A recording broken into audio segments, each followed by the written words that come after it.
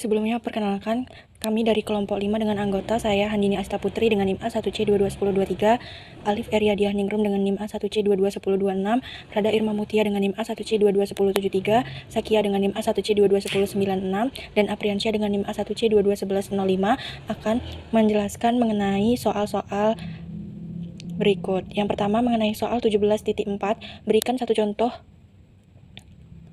lain daripada yang diberikan dalam teks untuk masing-masing berikut. Pada bagian A, soalnya suatu himpunan yang terhubung dan terhubung sederhana. Jawabannya adalah, jadi himpunan terhubung adalah sebuah himpunan di mana U, himpunan bagian dari C, disebut terhubung jika terdapat jalur kontinu yang menghubungkan keduanya dan sepenuhnya berada dalam U.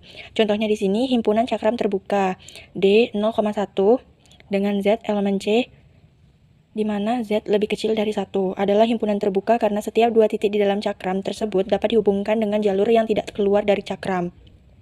Selanjutnya, himpunan terhubung sederhana adalah himpunan U subset dari C, disebut terhubung sederhana jika himpunan tersebut terhubung dan setiap loop jalur tertutup di U dapat dideformasi secara kontinu menjadi satu titik di dalam U. Contohnya di sini himpunan terhubung sederhana adalah cakram terbuka D 0,1 karena setiap jalur tertutup di dalam cakram tersebut dapat disusutkan menjadi satu titik tanpa keluar dari cakram.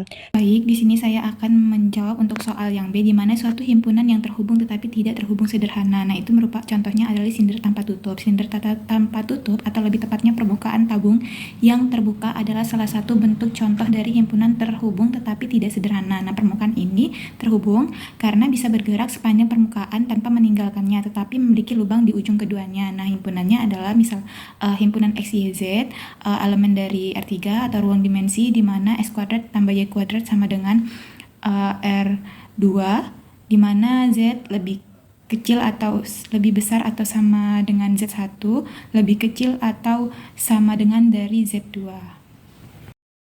Baiklah, saya akan menjelaskan soal 17.5 yang bagian A. Verifikasi bahwa lingkaran berjari-jari R dan berpusat di Zn A, B dapat dinyatakan dalam bentuk koordinat biasa, di mana X dikurang A kuadrat tambah Y dikurang B kuadrat sama dengan R kuadrat. Maka yang diketahui di sini bentuk koordinat biasanya yaitu X min A kuadrat ditambah Y min B kuadrat sama dengan R kuadrat. Di sini diminta memverifikasi apakah bisa dinyatakan dalam bentuk biasa, dalam bentuk koordinat biasa. Maka dimisalkan Z-nya itu sama dengan X tambah Y dan Z0-nya A, B. Maka modulus dari Z dikurang Z0 sama dengan R. Maka dapat diuraikan Z-nya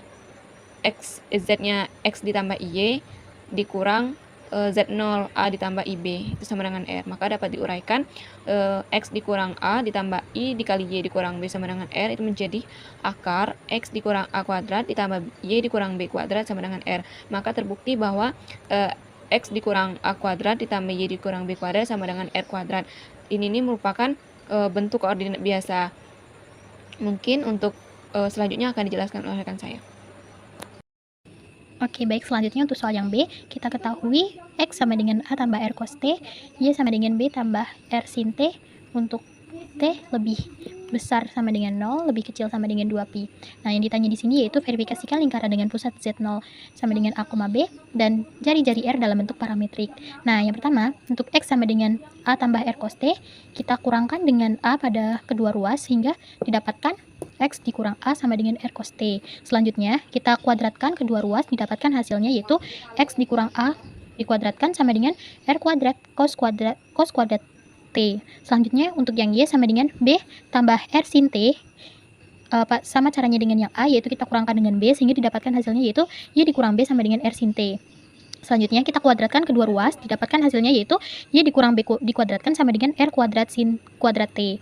Nah, selanjutnya, kita udah dapatkan X dikurang A kuadrat dan juga Y dikurang B dikuadratkan, sehingga menggunakan rumus persamaan lingkaran didapatkan yaitu X dikurang A dikuadratkan tambah Y dikurang B dikuadratkan sama dengan R kuadrat cos kuadrat T tambah R kuadrat sin kuadrat T. Nah, selanjutnya kita distribusikan sehingga didapatkan hasilnya yaitu X dikurang A dikuadratkan tambah Y dikurang B dikuadratkan sama dengan R kuadrat dikali cos kuadrat T tambah sin kuadrat T. Nah, karena cos kuadrat T tambah sin kuadrat T sama dengan 1, maka didapatkan persamaannya yaitu X dikurang A kuadrat tambah Y dikurang B kuadrat sama dengan R kuadrat. Nah, di sini kita kembali kepada soal A, Jadi, didapatkan yaitu lingkaran dengan X dan Y dalam bentuk parametrik di atas dapat dinyatakan dalam bentuk X dikurang A kuadrat ditambah Y dikurang B kuadrat sama dengan R kuadrat.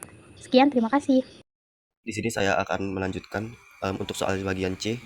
Di sini dalam bentuk parametrik oleh X sama dengan A ditambah MR per M kuadrat ditambah 1 pangkat setengah, dan Y sama dengan B ditambah R per M kuadrat tambah 1 pangkat setengah, dengan M besar dari negatif tak hingga dan kecil dari tak hingga. Ini kita masuk ke penyelesaian. Di sini kita sudah diketahui X, Y, dan rentang M-nya.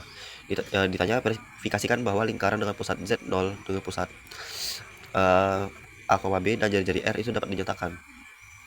Di sini kita masuk saja.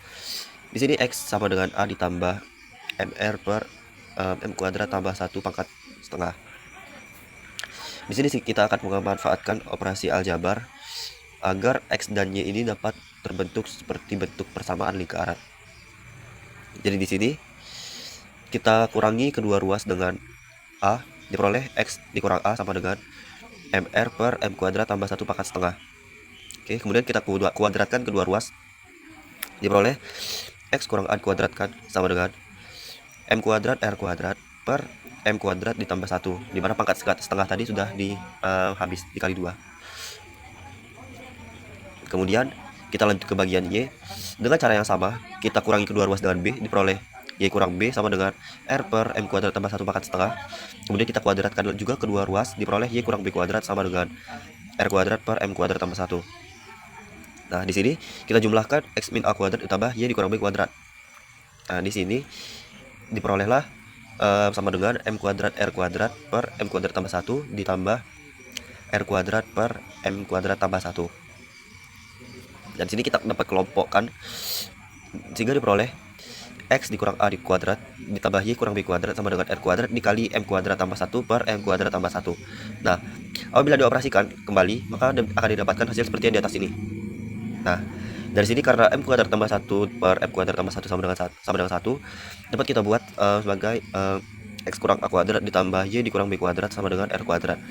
Nah, dari soal yang A tadi sudah ditunjukkan bahwasanya lingkaran tersebut dapat dinyatakan, maka lingkaran yang pada bentuk C ini juga dapat dinyatakan. Gitu.